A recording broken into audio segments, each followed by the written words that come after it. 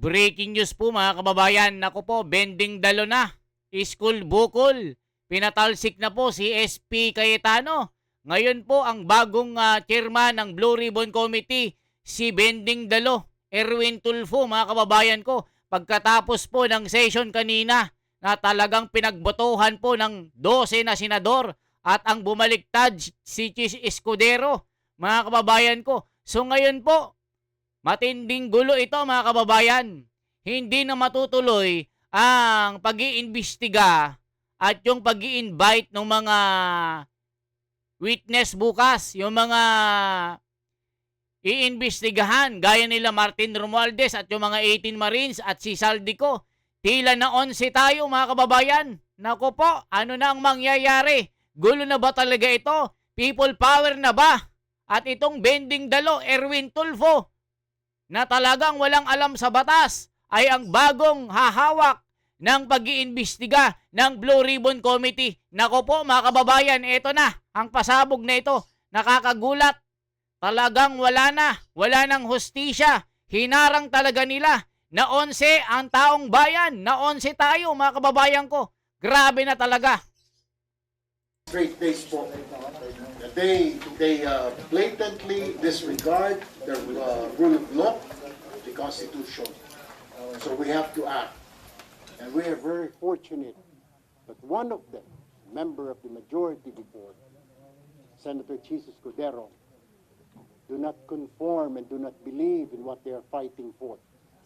Hindi po siya naniniwala because he... O, kita nyo mga kababayan, bumaliktad po si Chis Escudero. Siya po ang naghudas. Sabi nga ni Senador Marcoleta, ang babaliktad dito sa Brave 13 ay daig pa ni Judas Barabas. Kumampi na po kay Oplok Tulfo. Siya na po ang bagong Blue Ribbon Committee Chairman at ang SP, si Gatchalian. Naku po mga kababayan, wala na talagang hustisya. Hinarang talaga nila ang pagbubukas ng Blue Ribbon Committee. Dahil ito ang magbibigay ng katotohanan sa pamumuno ni Marcoleta at ni SP Cayetano. Pero sa kabila ng lahat, na 11 ang Pilipinas, na 11 ang taong bayan, wala na talaga. Wala nang aasahan sa mga ito. He believes na yung kanilang pinaglalaban ay mali po. Na yung kanilang pagboboycott ay para ipagtanggol lamang ang ilang sa mga kasamahan nila. So, the guy suddenly made a decision today to join para magkaroon po kami ng quorum. And you may ask, bakit hindi? Is there quorum? Yes, there is. We're just considered 22 now. So divide it by 2, that's 12 plus, 11 plus 1 is 12. So we have a quorum. Yung sinasabing 13, yun po ay kung kumpletong 24. Eh, dalawa po sa amin, yung isa nagtatago, yung isa nakakulong. So we only have, ang bilang po ay 22. So divided by 2, yung sabi po na majority, para makuha majority, divided by 2, it was 11 plus 1, and that was Chis Escudero nga po arriving today. So na-break po yung impasse when Senator Escudero showed up today because na sinasabi niya po sa amin, he doesn't believe anymore on what they're fighting for. Number 2, there will be a Blue Ribbon Committee hearing on Monday. We are just moving. Wala na mga kababayan, naatras na po ang Blue Ribbon Committee. Wala na po yung inaasahan natin na pasabog ni Senador Marcoleta at SP Cayetano bukas. Wala na po, hinarang na po ng mga Hestas Barabas. Nakakaiyak ito mga kababayan dahil excited po tayong mabuksan muli ang pag-iimbestiga matapos po ng 9 na buwan na walang kwenta na hinawakan ng mga wanbul. Tapos ngayon mga kababayan, all of the sudden, akala po natin ay matutuloy na at yung pangarap natin na mabibigyan tayo ng hustisya dahil sa kanilang pagdanakaw. Pero ngayon wala na. Inagaw nila ang pag-asa ng taong bayan. Wala na talaga. Marcoleta, hindi na talaga matutuloy. Nakakaiyak ito mga kababayan. Talagang paglabag na ito sa saligang batas natin. Bending Dalo. Nako po. The scheduled date from tomorrow to prepare all members. Matter of fact, I declare and I manifested that all members of the Senate, be in the majority and the new minority now, they are all members of the Blue Ribbon Committee para wala pong masabi na ika nga may hocus-pocus. Now, pertaining to those invited resource persons, hindi po ako sang-ayon because we have to review these people. May sasabihin po ba? Oh, mga kababayan, wala na. Hinarang na yung 18 na Marines. Hindi na rin mag-a-appear itong si Saldico, si Martin Romualdez. Sasalain na naman nila at iibahin na naman ang kumpas at ritmo at orchestrated na naman ang gagawin nilang pag-iimbestiga. Mga kababayan ko, wala na talaga. Grabe talagang nangyayari sa bansa. Wala nang hustisya. Ba talaga? Mayroon po bang i-disclose? We have to review this. Number two, the proper way to invite resource persons, you do not give it out to the media. You give it to the members first. Ang nangyari po kanina, yung lista na sinasabi nila invited sa Blue Ribbon, hindi po dumaan sa tamang process. O kita nyo mga kababayan, itong tuplok na ito, hindi naman abogado, hindi naman ang hindi alam ang mga legalidad. Galing-galingan ka, anong alam mo sa legalidad ng pagbibigay ng mga papel-papel na yan? Nako mga kababayan ko, dito mga kababayan, manggigigil kayo dito kay Tuplok, Erwin Tulfo. Mga kababayan ko, sa tindi ng problema ng bansa, mas umingay pa yung wifi at aircon, nagre-reklamo sila. Pero dito sa trilyones na ninakaw ng mga kawatan, wa-effect. Tapos ngayon, merong lakas ng loob, merong kapal ng muka na hawakan ang Blue Ribbon Committee Chairman at tanggalin si Marcoleta at Pia Cayetano at si SP Cayetano. Wala na mga kababayan. Tapos si Gatchalian pa, ang SP ng Senado. One bull na naman mga kababayan ko. Halaka, wala na talagang hustisya. It should have been given first to the members para kung may idadagdag, may papabawas doon, sabihin hindi, wala ito. The members should have been consulted. Kaya you have to give me time until Monday next week kung sino po at yung oras po at exactly 9 a.m. on Monday, there will be a Blue Ribbon Committee hearing. Thank you. Question. Because it's 13. It's in the law. Kailangan mo 13. We don't have 13. So, but then we can elect the pro tempore because it doesn't say 13. Senate President. So, Senator Cayetano is still the Senate President. Because we don't have 13. It's against the law naman, di ba? We only have 12. So, well, he will be a virtual Senate President. O kita nyo, si ano pa rin, mga kababayan, ibig sabihin, si SP Cayetano pa rin, yung Senate President, ang acting lang si Will Gatchalian. Ibig sabihin mga kababayan, na-11 tayo. Halaka, matindi po ito mga kababayan. All seats vacant for all the committees. Simula po sa pro tempore, we cannot touch the Senate presidency because we don't have 13. It is it is what the law says. You have to have 13. We don't. We only have 12. No, Senate pro tempore. Acting president. Acting Naku po. Senate. But he's the presiding officer from now on. So, kaya hindi pumasok Senator Cayetano, it will be Senator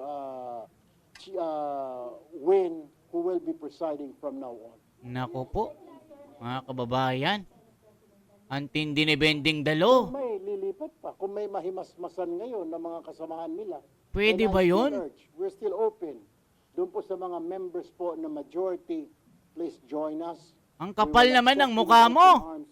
Let's work together for Halaka. the nation. Not Grabe for mga ourselves, kababayan ang pangbubudol not for nito. Political parties, not for certain individuals. Naku, but for mga the kababayan entire ko. country. Let's Ito bang work Bending together. We Dalo ang will magiging accept, we will BRC? embrace you. Halaka. Mga kababayan ko, ano kayong resback ni Marcoleta dito? Antayin po natin ang rest back ni Marcoleta at ni Well, Rule 4 of the Senate, Section 5, it says, a pro tempore may act as acting president. Acting Senate President, ang pro tempore.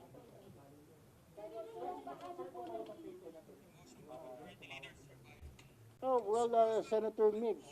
And then, actually, yesterday pa he's not very happy anymore. Then, we really thought na yesterday he would join us, but he did not. He was thinking it over, consulting his family, his friends. And then, kanina morning, he said he will attend. But we didn't expect it. Kasi kahapon he said he'll come, but he did not. So, kanina, we were surprised when he joined us, when he arrived.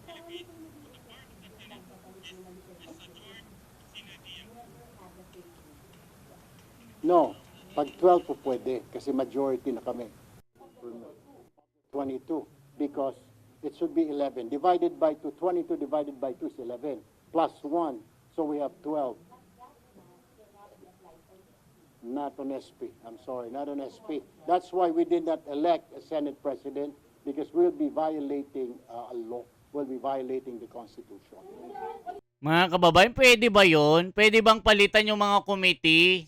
Kahit yung, sabi niya, yung SP lang daw ang hindi pwedeng palitan. Pero yung mga committee, pinalitan mga kababayan, si Marcoleta tinanggal sa subcommittee, pati sa Blue Ribbon Committee Chairman. Kaya itong si Bending Dalo ang naging chairman ng BRC at si Pia Cayetano, sinibak din. Ako po mga kababayan ko, wala na.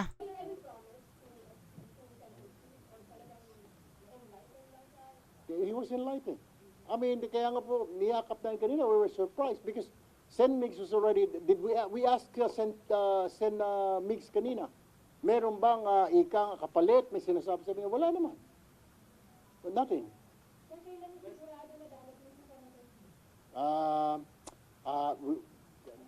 There was none. Kanina, nung nag-caucus kami ng 1 o'clock, wala pa eh. Kasi yesterday said na he will join, but he did not.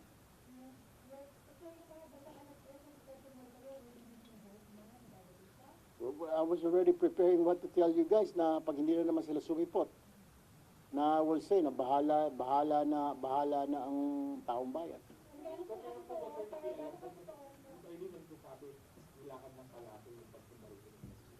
Wala namang kapalit. I mean, bakit yung number 2? Bakit nakikialam ang Palasyo?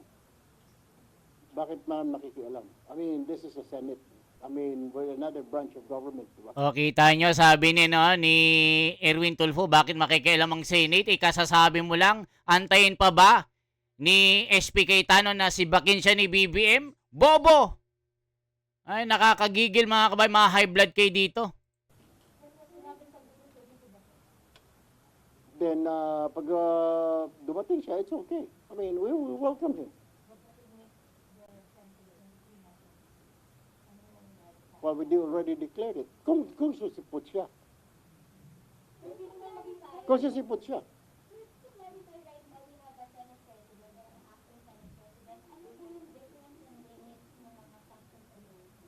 Actually, vacant yung Senate President. I mean, because may acting na tayo, di ba? There's an acting president. Si Sen Win, in his capacity as pro tempore, until a new Senate President is elected. And the only way that we can elect is we will have 13. Otherwise, we cannot elect a new Senate President. So we will be, the Senate pro tempore will be the acting Senate President.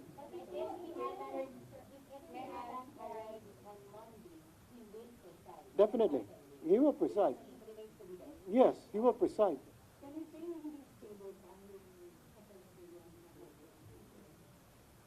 I think it's already stable because 12 kami, 10 na sila.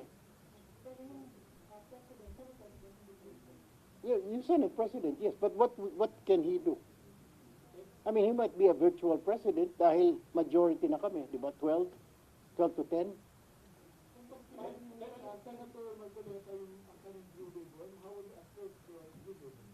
That's illegal na po, yung kanyang tomorrow. Ay, laki, illegal na daw. Grabe, ano? Senate Dausaa the Senate Sergeant at Arms, the Senate... Isipin nyo pating Osaa, mga kababayan, pinalitan na.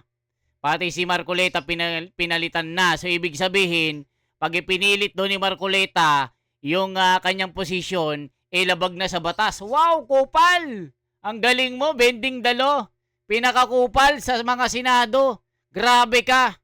Anong alam mo sa batas? Anong alam mo sa mga legalidad, kupal? Naku po, mga kababayan ko, manggigigil kayo dito sa kay Tulfo na ito. Secretary.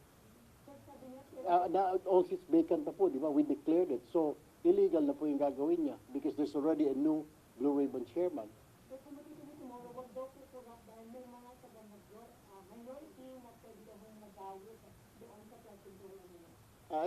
Doon, kung sa amin na sana tinignan niya muna yung kagrupo niya. Ilan doon ang sabit. Grabing pananakot nila, Of no? course. Yes. Because the new majority, there's 12 of us. There's 12 of us. Grabe itong kupal na ito, And then, mga kababayan another ko.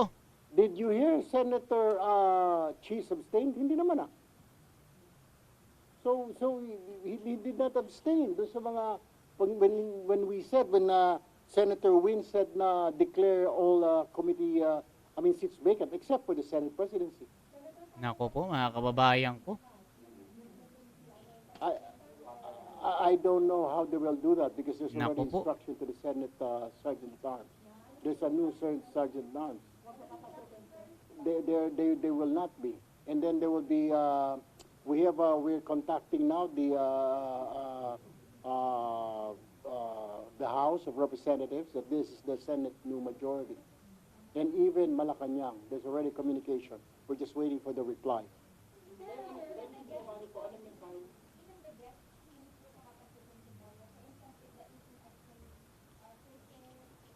Because it's invalid already. This is already a press conference, right? I'm telling you, I'm the new Blue Ribbon Committee chair because there's a new Senate majority. O yan, nagyabang na, mga kababayan. I tell you, I'm the new ribbon Chairman Committee of the Philippines. Wow, ang galing, kupal. Bending dalo, eto na, sinasabi natin, mga kababayan ko. Yari na. Sinasabi po nila sila Senator Marcoleta, hindi na po sila majority, nasa minority. They only have 10. Na kung gusto mo pumunta ng mga Marines, magmerienda, pameriendahin na lang dyan. Meron namang... Nako, mga kababayan, tignan mo, kung gusto niyang papuntahin yung mga Marines, hindi na pwede. Pameriendahin na lang daw sa kantin. Nako, mga kababayan ko, alam na this. Kaya hinarang nila. Ayaw nilang mabunyag yung mga maiitim na sikreto nila dito. Nako po. We will review upon consultation with the new members. Like I said, everybody is a member of the Blue Ribbon. Kasama po si Senator Marcoleta, kasama po si kung gusto niya pa ang ex-officio Senate President Cayetano. They're all invited. Alam nyo, itong kupal na ito, sobrang yabang, no? Nakakagigil, no? Alam nyo, mga kababayan, akala mo abogado. Abogado ka ba, Tulfo? Ba't ganyan ka makaasta? Feeling mo, ikaw yung nag-aral ng batas. Feeling mo, alam mo yung mga constitutional na legalities. Tama ba ang ginawa nyo dito? Nako, mga kababayan, may resback na si Marcoleta dito. Pakinggan natin.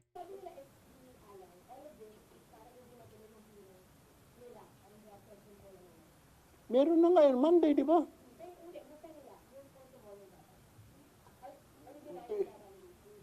Yeah, of course. Because, number one, okay, subcommittee, dapat i-constitute ang subcommittee upon the instruction of the chairman of the committee. Sino ba yung chairman nun? Si Senator Pia Cayetano. Number two, yung mga invitations, hindi man lang dumaan, kahit naman lang sa minority leader. Eh, ang minority leader is the ex-officio of the Blue Ribbon. Wala, hindi siya binigyan ng copy. Mabuti pa ang media meron. So, that's another violation of the rules of the Senate. Dapat ba yung mga resource persons, ang bigyan mo yung mga member ng committee para mapag-aralan nila. O isipin nyo, mga kababayan, yung mga ginawa doon ni Marcoleta at SP Cayetano ay labag sa konstitusyon. Grabe itong bending dalo na ito. Anong alam mo sa batas? Ay bending dalo ka. Ba't mo kine-question yung mga nag-aral ng abogado? Nagsunog ng kilay para pag-aralan ng mga batas. So ngayon, ikaw nang nakakaalam? Anong alam mo? Bending dalo. Am I right, Mr. Boying Rimulya? Nako, mga kababayan ko, magugulat kayo sa kakupalan ng taong ito. Nanggigigil na ang taong bayan sa'yo. Tulfo, tuplok.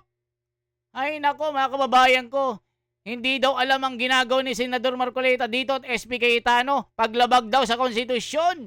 Mali daw ang proseso na nagginawa. Nako po, mga kababayan ko. Para we can formulate questions, anong itatanong ko dito? Not the media, because the media cannot ask them questions. Not the bloggers.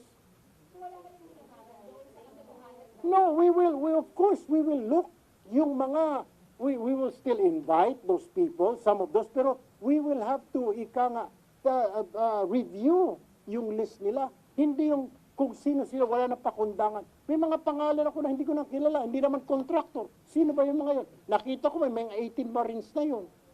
So we will have to consult, of course, the members. O kita nyo, galit na galit siya sa 18 Marines, mga kababayan. Hindi na daw niya iimbestigahan. Hindi daw niya papayagan na magsalita ito. Magkape na lang daw sa kantin ng Senado para makapagpainit at makapagkape. Naku, mga kababayan ko, hindi daw niya kilala ang mga ito. Kailangan bang kilala mo ang mga ito? Naku, mga kababayan ko, alam na this dahil nasa maleta ang listahan nito. Until Friday.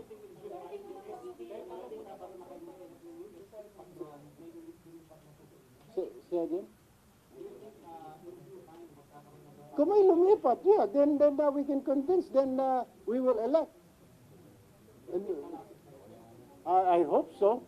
But for now, ang sigurado lang is 12.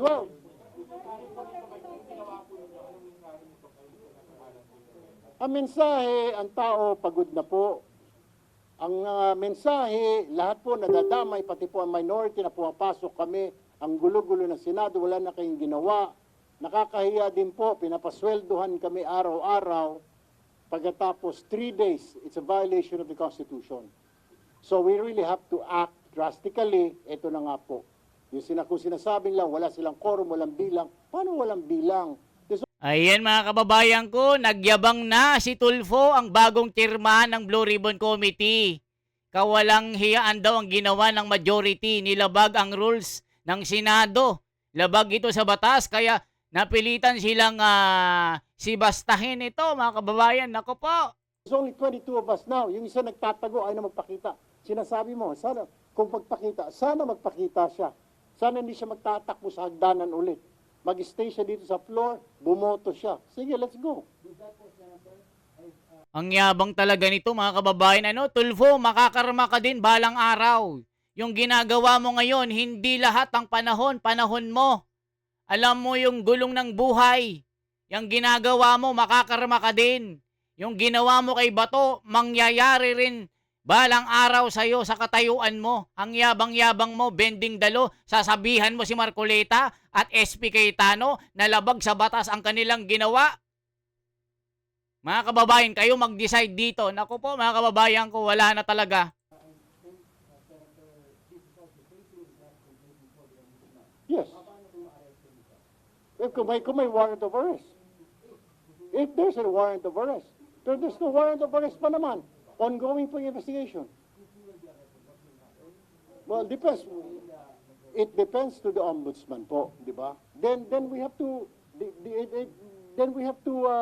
talk it over, di ba? Well, one by one. I'll take 4 more questions. We'll have to choose. We'll have to choose from amongst ourselves. Isipin mo mga kababayan, pipili daw sila. Naku po mga kababayan, saan ka nakakita ng bending dalo naging chairman ng Blue Ribbon Committee? Sasabihan yung mga abogado na labag sa batas ang kanilang ginawa, pati mga pag-produce sa mga witness. Hindi daw pinakita, hindi daw pinaayos ang ginawa. Naku mga kababayan, tignan po natin ha. Tignan po natin ang sabi ni Miriam Defensor dito. Na magugulat kayo dito mga kababayan ko. Ito. May sinabi si Miriam dito. Tignan nyo mga kababayan ko ha. May sinabi po si Miriam dito. Ako, naiiyak po ako mga kababayan. Dahil sa ginawa nila dito sa kay Marcoleta. Nako po, na 11 talaga tayo mga kababayan. Sa bawat hakbang na ating Na 11 po tayo dito mga kababayan. tinatahak, may pangarap na Naloko tayo dito. Ito po, tignan nyo ang sabi ni Miriam ha, mga kababayan ko. Ito ang sabi ni Miriam, magugulat po kayo. Ito po ang sabi ni Miriam, pakinggan nyo po. We just woke up. Ito mga bending dalo. We just woke up. We're No, because we will not be part of this. It's a travesty of our rules. Because they are disobeying our rules.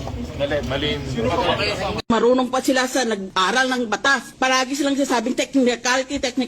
Exactly. The law is exactly a body of technicalities. That's why you need 4 years of law school plus 1 year of the bar. In all, a total of 9 years. Para malaman mo kung ano itong mga technicalidad na ito.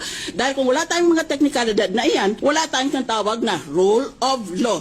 Wala tayong tinatawag na due process of law. Kaya, itong mga iba na nagdudung-dunungan, akala mo kung marunong pa sila sa abogado sa dating hukom o sa mga hukom ngayon nakaupo. Kung ano nung mga pinagsasabi, so filled with hubris about their ignorance. Kasi kursunada nila. O kaya meron silang intuition. O kaya meron silang conscience. Para bang ang konsyensya nila mas malakas ng sa konsyensya ng lahat ng tao sa buong bansa. Yan ang problema sa bansa na ito. We just woke up. O mga kababayan, kayo na humusga dito. Anong masasabi nyo sa mga bending dalo na mga nagpapakilala na sila ang nakakaalam ng batas? Mga kababayan ko, anong masasabi nyo dito? Isipin nyo, itong hindi nag-aral ng abogado, ito pa ang galing-galingan at bida-bida at sasabihin niya, hindi alam ang ginagawa ni Marcoleta at ni SP Cayetano, tapos ngayon nagyayabang na. Hindi kailangan yung mga Marines, hindi ko kailangan ng mga hindi ko yan mga kilala. Kasi nga ikaw kilala ka. Ikaw yung nasa listahan. Ikaw yung nasa affidavit nila. Ikaw yung 6 maleta ang natanggap. Kayo ni Tito Soto. Kayo mga one bull kayo. Kayo ang nagtatakip ng sino kung sino ang mastermind dito. Ngayon mga kababayan wala na. Finish na. Inagaw na muli ng mga one bull ang Senado. Wala na talaga, wala nang hustisya talaga. Naku po mga kababayan, for transparency, for a better democracy, ito po ang i-share nyo. Itag nyo si Senador Marcoleta, itag nyo si SP Cayetano, itag nyo ang buong mundo para malaman nila na ganito kagulo ang batas sa Pilipinas. Puro bending dalo mga kababayan. For transparency, for a better democracy, isang like, isang share po at isang subscribe. Salamat po.